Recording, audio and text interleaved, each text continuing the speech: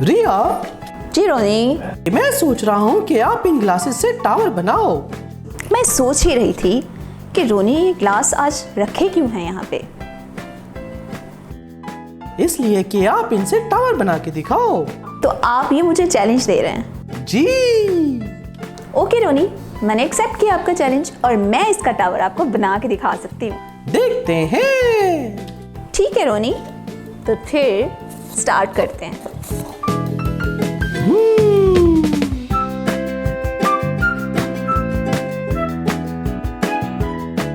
पर रोनी, अगर मैं ये टावर बना लेती हूँ तो क्या इसके बदले में मुझे कोई प्राइस मिलेगा? ओ रिया, मैं सोचूंगा। पहले तुम ये मुकम्मल करके तो दिखाओ।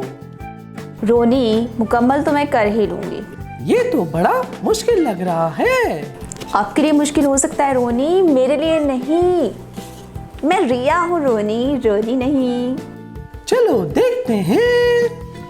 ठीक है रोनी, देखते हैं। रिया, क्या तुम ये कर पाओगी? कर पाऊंगी रोनी, मैं कर चुकी हूँ। वाह, क्या बात है रिया, आखिर आपने कर ही दिखाया। थैंक यू रोनी, बहुत अच्छा लग रहा है इतने अरसे के बाद आपके मुंह से अपनी तारीफ सुन के, क्योंकि आप बहुत कम ही करते हैं मेरी तारीफ आजकल। जी रिया, क्योंकि आपने ये टावर बनाया है, मेरी किसी कजन ने नहीं, तो फिर तारीफ भी तो आपकी ही करनी है ना। जी रोनी, ये कहा भी रोनी साहब ने था तो मैं मना कैसे कर सकती थी। वैसे रिया, ये कोई इतना बड़ा काम भी नहीं था जिस पर आप बहुत ज्यादा खुश हो रही हो। अगर मैं आपकी जगह होता तो इन ग्लासेस से एक लंबी दीवार बना सकता था। जी रोनी, ये तो मैं जानती हूँ, लेकिन सिर्फ ख्यालों में। वैसे रिया, ये ग्लास कैसे जोड़े आपने? कहीं मुझे बेवकूफ तो नहीं बना रही है आप? दिखाओ जरा, कोई ग्लू तो नहीं लगा रखी? रोनी, ये मैंने आपके जैसे काम नहीं किए, क्योंकि मैं रिया हूँ, रोनी नहीं। अच्छा रिया, वैसे रिया, इनको देखकर मुझे ऐसा लग रहा है जैसे हम भी किसी न किसी तरह इनकी तरह एक दूसरे के साथ जुड़े हुए हैं। जी रोनी, ये भी एक खानदान की तरह जुड़े हुए हैं और आपको पता है हम भी एक खानदान से ताल्लुक़ रखते हैं। और क्या आपको मालूम है कि हमारे खानदान का सरबराह जो है वो खुदावंद है। रिया, हम खुदा के खानदान में कैसे शामिल हुए?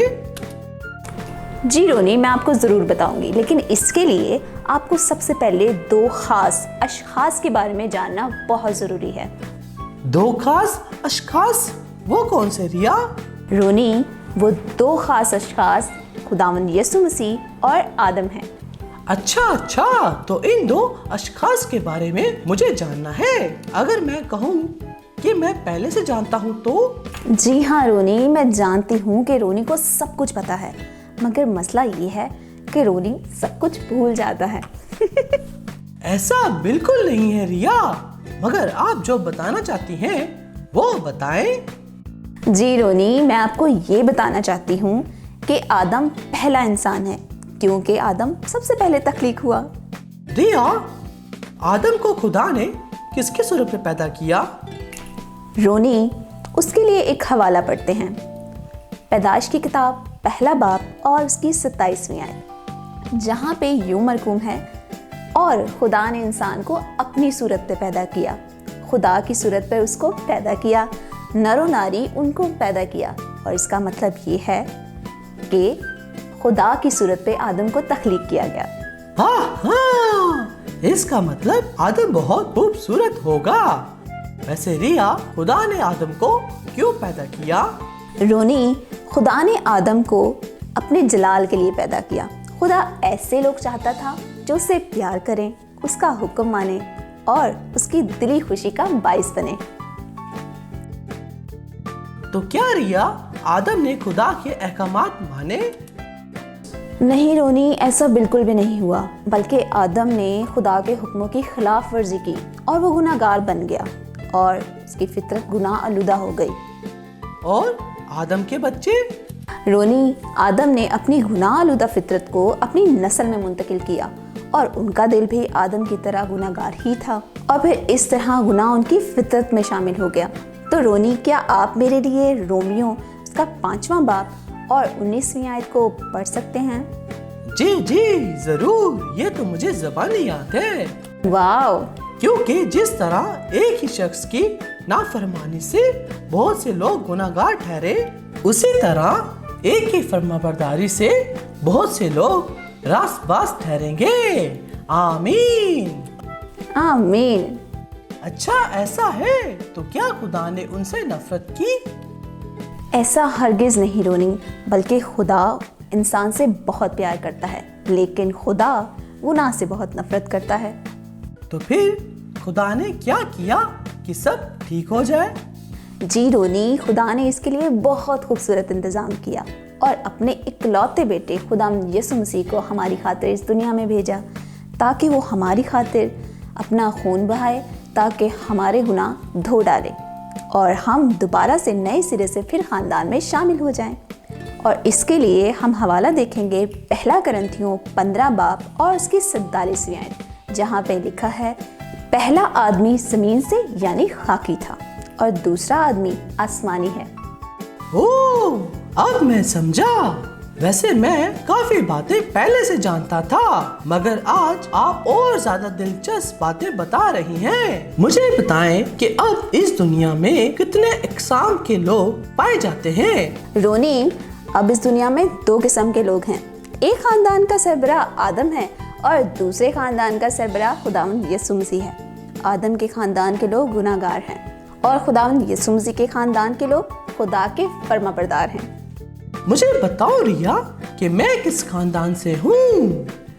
रोनी, जब हम पैदा होते हैं तो हम आदम के गुनाहगार खानदान से ताल्लुक़ रखते हैं। तो फिर खुदा के खानदान में शामिल होने के लिए क्या करना है हमें? रोनी, हमें नए सिरे से पैदा होना है। हमें खुदावंद यीशु मसीह पे ईमान लाना है कि उसने हमारे लिए सलीब पर अपनी जान दी और हमें खुदा के फर्जंद बनने का हक बख्शा। तो क्या मैं भी खुदा के खानदान में शामिल हूँ? जी रोनी, जब आपने खुदावंद यीशु मसीह को अपना हकीकी निजात दहिंदा कबूल किया, खुदा ने उसी वक्त आपको आदम के गुनाहगार खानदान से निकालकर अपने खानदान में शामिल कर लिया था और अब आप खुदा के खानदान में शामिल हैं। रिया, मैं अपने प्रोग्राम देखने वाले बच्चों से बात करना चाहता हूँ। जी जी रोनी, जरूर। प्यारे बच्चों, क्या आप खुदावंद यीशु मसीह पर बतौर निजात दहिंदा ईमान रखते हैं? अगर ऐसा है तो यकीन जानिए कि आप नए सिरे से पैदा हो चुके हैं और अब से आप हमेशा के लिए यीशु से ताल्लुक रखते हैं, बिल्कुल मेरी तरह। जी, तो प्यारे बच्चों, अगर अभी तक आपने खुदावंद यीशु मसीह को अपनी ज़िंदगी में कबूल नहीं किया, तो आज ही आपको खुदावंद यीशु मसीह को अपनी ज़िंदगी में कबूल करना है और खुदावंद यीशु मसीह को अपना हकीकी निजात दहिंदा कबूल करना है। और आप खुदा से दुआ कर सकते हैं और दुआ में कह सकते हैं, मेरा ईमान है कि तू खुदा का जिंदा बेटा है और तूने सलीब पर मेरे गुनाहों के लिए अपनी जान दी है। अब मैं तुझे अपना शख्सी निजात दहिंदा कबूल करती हूँ। मेहरबानी फरमा कर मेरे दिल में आ और हमेशा के लिए मुझे खुदा का फर्जंद बना। आमीन। आमीन। रिया, बड़ी खूबसूरत दुआ आपने सिखाई। रोनी, अब मेरी तारीफ करना बंद करो और इरफान और उसकी पोशीदा तलवार की कहानी सुनने के लिए तैयार हो जाओ। अरे हाँ, इट्स स्टोरी टाइम। तो आए मिलकर अमजद भाई से कहानी सुनते हैं।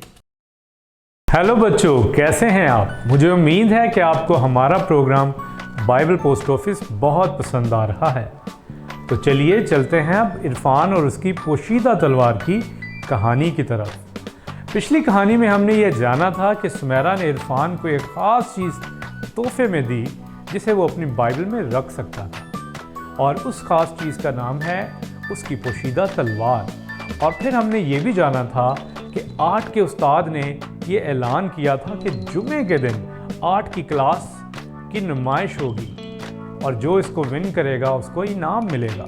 तो इरफान और आरिफ ने इसमें हिस्सा लेने के लिए तैयारियां शुरू कर दी और अब चलते हैं आज की कहानी की तरफ। आरिफ आज बुध के दिन गैर हाजिर था और मिस्टर नासिर ने इरफान से कहा कि वो आरिफ के प्रोजेक्ट की चीज़ें उसके घर छोड़ आए ताकि वो जुमे तक अपने प्रोजेक्ट को मुकम्मल कर सके। इरफान ने इसके लिए हामी भर ली और वो छुट्टी के बाद आरिफ के घर जाने के लिए तैयार हो गया। इसके लिए उसने अपने दोस्त आफाक से कहा कि वो भी उसके साथ आरिफ के घर चले और छुट्टी के बाद वो दोनों इकट्ठे हुए आर्ट की क्लास में गए ताकि आरिफ के काम की चीज़ों को लेकर आरिफ के घर जाएं। तो आरिफ के प्रोजेक्ट की कुछ चीज़ें गायब थीं जिनके बगैर वो अपने प्रोजेक्ट को मुकम्मल नहीं कर सकता था। तो इरफान और आफाक ने उन चीज़ों की तलाश शुरू कर दी। तो इरफान ने कहा कि अगर आरिफ के पास ये चीज़ें पूरी ना हुई तो वो अपना प्रोजेक्ट मुकम्मल नहीं कर सकेगा। तो चलो मिलकर उसकी चीज़ों को तलाश करते हैं।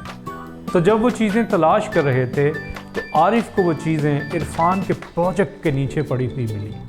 उसे वो देखकर बहुत गुस्सा आया और उसने इरफान से कहा कि इरफान, चोर हो तुम। इरफान ने कहा कि मैंने तो कोई चोरी नहीं की।